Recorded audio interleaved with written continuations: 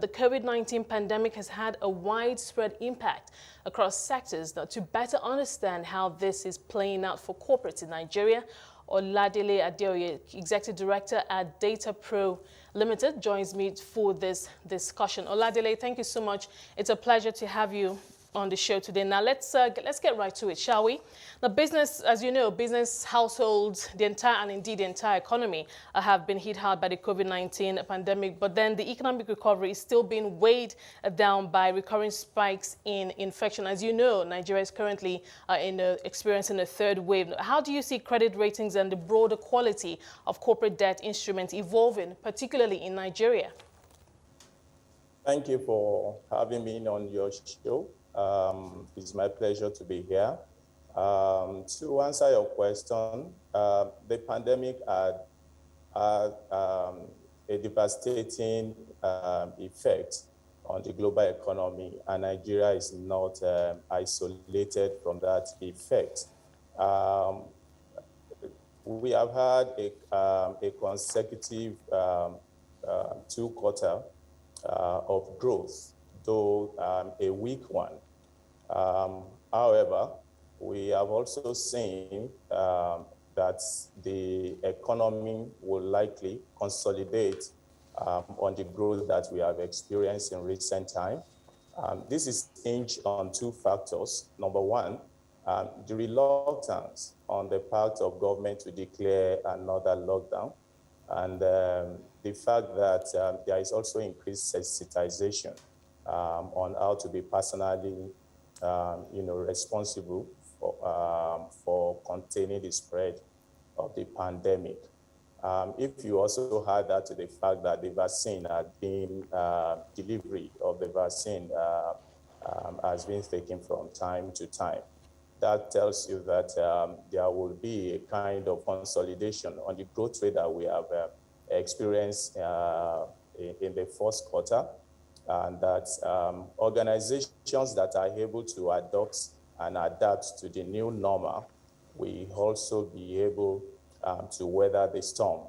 Of course, ICT and telecommunication led the growth in the 0.4% increase that we have on GDP. So it is expected that those organizations that are able to adopt technology, leverage their operations on technology, will continue to weather the storm.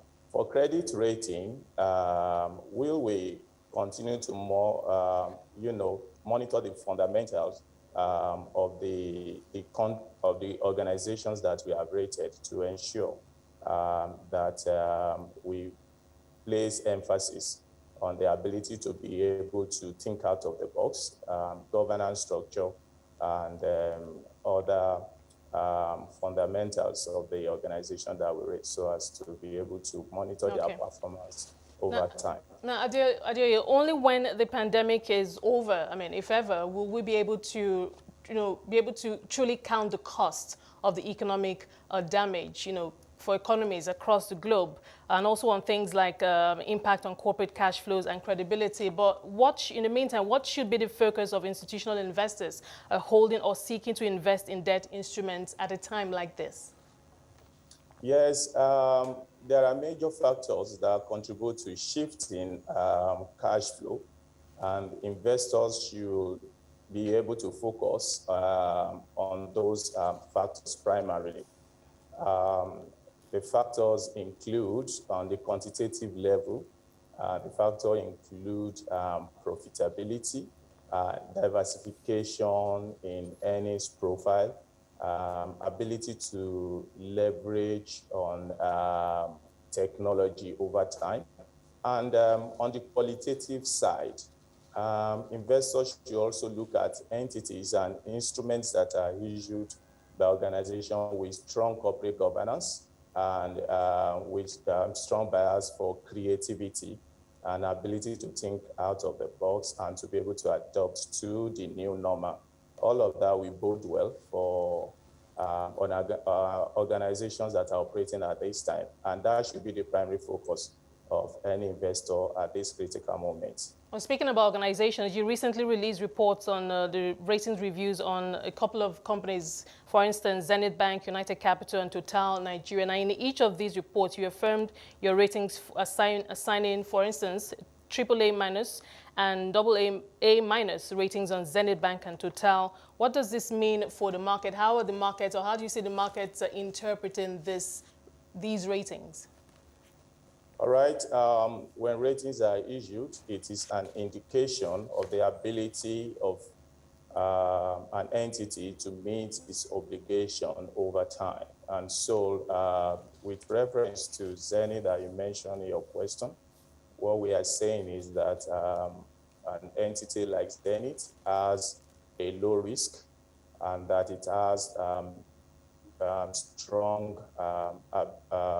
performance profile and ability to be able to, meet its obligation over time. I must also stress that a rating opinion is not a solicitation for investment in the organization, nor an assurance that the untoward will not happen.